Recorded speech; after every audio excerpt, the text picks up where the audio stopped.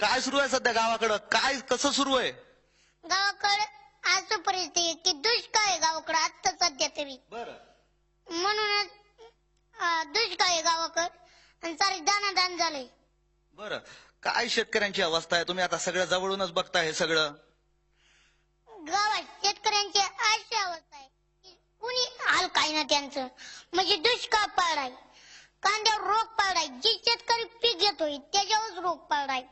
आणि असं झालंय मागल्या महिन्यापूर्वी कुकडीला पाणी होतं, पण आता कुकडीचं पाणी आटलं की बोर आटत्यात, बोर आटलं की इरी आटत्यात आणि इरी आटल्यामुळे शेतकऱ्याचा कांदा निताळा की रोग पडलाय.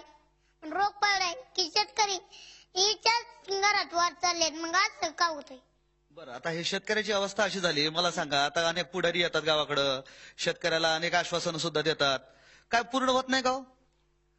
मग तुम्हाला असं म्हणायचंय पुढारी गावाकडे येतात, मग ते पुढारी येतात मतदानासाठी, मतदानासाठी येतात, मतदान घेतात, आश्वासन देतात, मग ते पूर्ण का नाही होत?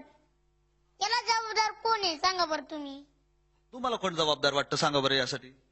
मला यासाठी वाटतंय सरकार जबाबदार वाटतंय मला यासाठी. बरं, मग सरकार जे काही आश्वासनं देते ती पूर्ण करत नाही, खोटं बोलते. तेच कळणार, शेतकऱ्यांना कळणार, कुणालाच कळणार. सरकारने आश्वासन देतय का खोटं बोलतय का गरिबांचा फोर खेळ चाललेला आहे सर्वसामान्यांचा. आता मला सांगा बरं की आता एका वर्षाआधी सरकार बदललं, आता नवीन सरकार आलं, आता नवीन सरकारनं तर लई स्वप्न दाखवली होती, तुम्हाला वाटतं का आता बदल होईल म्हणून? का तुमच्या माहितीसाठी नवीन सरकार आलं आणि जुनं सरकार काय होतं? फक्त सरकार काहीच नाही, सरकार नाव राहिलं, फक्त 2 खुर्च्या नाही बदलल्या, 2 माणसं बदलली आणि तशी ती सरकार झाली, काही झालं नाही. म्हणजे काही विकास होणारच नाही सरकार बदललं तरी, असंच वाटतंय. विकास केला तर होतो ना, विकास नाही केला विकास होईल कसं? मग या सर्व परिस्थितीत आता शेतकऱ्यानं काय करावं बरं, असं तुम्हाला वाटतं की शेतकऱ्याची परिस्थिती बदलल? हो का, मी त्यासाठी विचार कलेक्टर होण्याचा निर्णय घेतलाय बर का. कारण आज 70% शेतकरी गळफास करतात. याचं कारण काय? सरकार आहे. सरकारने शेतकऱ्याला कोणतंच नाही. पहिला प्रश्न माझा असा आहे की विजेचा प्रश्न आहे, वीज झाल्यावर लाईटीचा प्रश्न आहे, आणि लाईटीचा प्रश्न झाल्यावर पाण्याचा प्रश्न आहे. मी 3च प्रश्न मानले, पण प्रश्न आहे. मग असं का होतंय बरं? आता तुम्ही गावाची निवडणूक होती त्यावेळेस प्रचार बी केला, तुमच्या प्रचारातले महत्वाचे मुद्दे काय होते सांगा बरं मला, की कशामुळे लोकांनी या माणसाला निवडून द्यावं? गावात प्रचार मीच होतो, पण माझी इच्छा होती हे असं झाल्यावर त्यांनी असं करावं, म्हणून मी असं करीत होतो. म्हणजे काय तुम्हाला अपेक्षित होतं त्यांच्याकडनं, तसं म्हणायचं होतं विकासासाठी काय त्यांच्या करावं असं तुम्हाला वाटत होतं? आम्हाला असं वाटत होतं आमच्या विकासासाठी प्रत्येक गावात शेतकरी सर्वसामान्याला 100% हे अनुदान दिलं जातं. अनुदान दिलं जातं, पण मी काय म्हणतोय शेतकऱ्याला 75% द्या आणि 75% सरकारला लावून द्या, पण ते आमच्या पुतवर सर्वसामान्यांपुतवर पोहोचत नाही ना. बरं, म्हणजे जेवढे सरकार मदत जाहीर करते शेतकऱ्यांसाठी ती पोचतच नाही.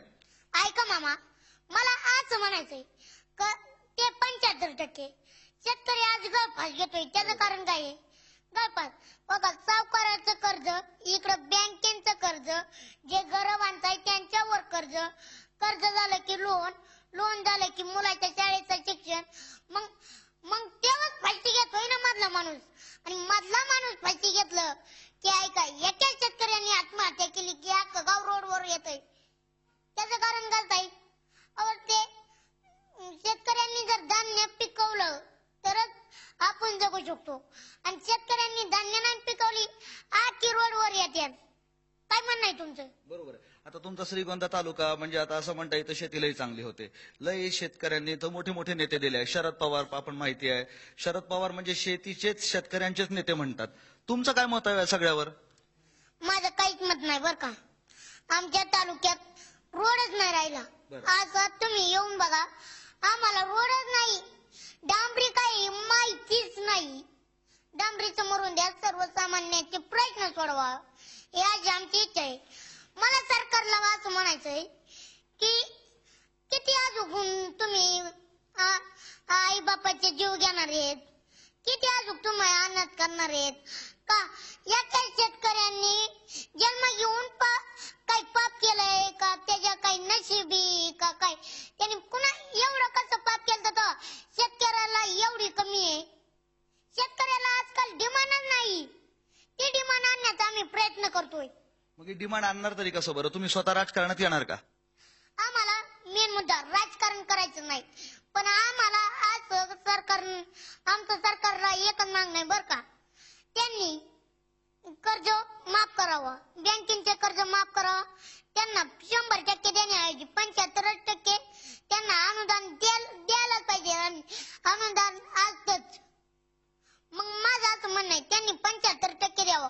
पण आम्ही जर कलेक्टर झालो तर एकही शेतकरी फाशी घेणार नाही अशी मी तुम्हाला जबाबदारी देतो. एक शेतकरी गेला म्हणजे शेतकरी रोज 75% येत आहे म्हणलं, तुम्ही तुलना करा रोजची. बरं, पण राजकारणात जाऊन आपण असा काही बदल करू शकतो. आता जर तुम्हाला कोणी म्हटलं की आता तुम्ही गावचे सरपंच होणार, तुम्हाला सरपंच करणार, तुम्ही होणार का हो सरपंच? एक मिनिट मामा, आपलं साधं बोला, राजकारण मध्ये आणूच नका. मला राजकारण करायचं नाही, मला राजकारणाची काही संबंध बी नाही. मी केवळ एक शेतकऱ्याचा मुलगा आहे आणि मला शेतकऱ्याची समस्या मानायची. पण शेतकऱ्याच्या समस्या जर राजकारणात गेले तुम्ही तर अधिक चांगल्या सुटतील असं नाही वाटत तुम्हाला? अजिबात नाही सुटत. राजकारणात शेतकरी राहतच नाही. राजकारणात मोठे मोठे लोक राहतात. शेतकऱ्याला कुणी डिमांड द्यायला नाही. शेतकऱ्याला डिमांड कधी आहे? राजकारण जवळ आल्यावर, त्याच्याकडून मतदान घेण्यासाठी. बरं, म्हणजे शेतकरी हा फक्त मतदानासाठी? हा, मतदानासाठी त्याचा उपयोग केला जातो. मला एक असंच उदाहरण द्यायचं आहे. आज ऊस तोडायची पोरं बघा, काही त्यांची अवस्था राहू राहिला घर नाहीत. आपल्या शेतकऱ्याला राहिला घर नाहीत. लेकरं बाळाचे किती हाल होतात असं मला सांगायचंय. तुम्ही मागल्या पंधरवाड्यात गायची किंमत बघा ना आजची गायची किंमत बघा.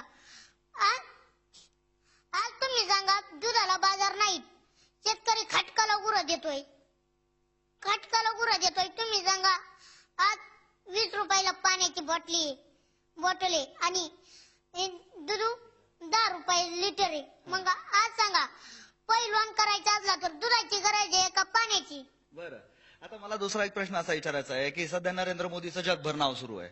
नरेंद्र मोदी भारताचे पंतप्रधान झाले.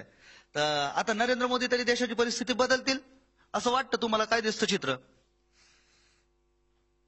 अहो, मी काय सांगतोय, कुणाला सांगू नका मध्ये बर का. आम्हाला कुणाच्या आशा नाही, आम्हाला फक्त सरकारला आम्हाला जागा करण्याचा प्रयत्न करायचंय.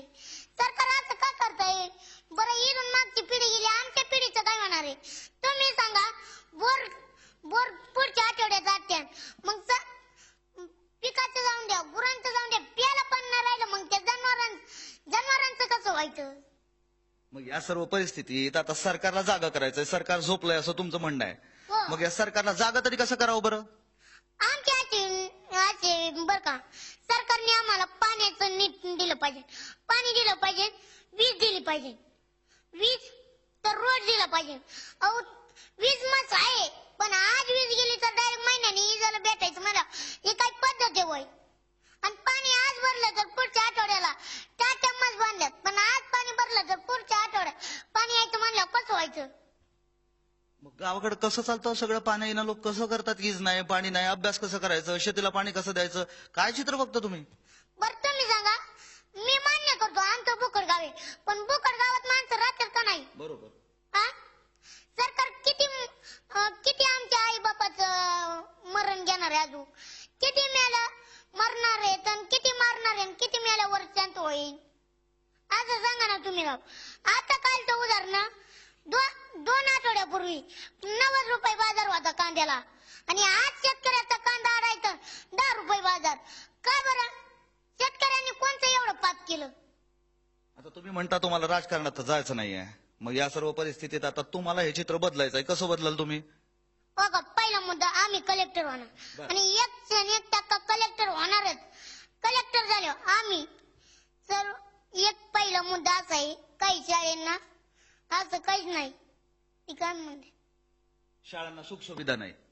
सुखसुखता नाही आणि काही ना ग्रँडच नाही. अच्छा, ग्रँड नाही. हा सुख सुखता तर जाऊन द्यात पण काही शाळांना ग्रँड नाही अजून ग्रँड. बरं. आणि मग त्या शिक्षकांना शिकवायचं कसं काय करायचं बरं ती जाऊन द्या. ते पहिला मुद्दा. दुसरा मुद्दा असा आहे की गरीबाच्या मुली आज शाळेतच जात नाहीत. का बरं? अहो शाळेत जायचं म्हणलं तर रोड नाही. रोड कुठं गेले बाबा? रोडच नाहीत. कुणी आमच्याकडे बघतच नाही. काय बुकड गाव असलं तरी काय माणसाच्या ना मग त्यांच्याकडे बघाय काय जर बरं मतदान जवळ आलं बुकड गावाचं कसं ध्यान होतं तवं नाही का आता ध्यान होत.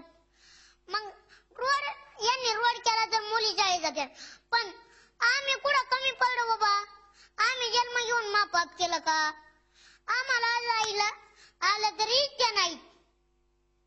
तुम्ही ऐका माझं घर आमची मादेवाडी तिथून 3 किलोमीटर आहे. तिथून 3 किलोमीटर कसं चालत यायचं?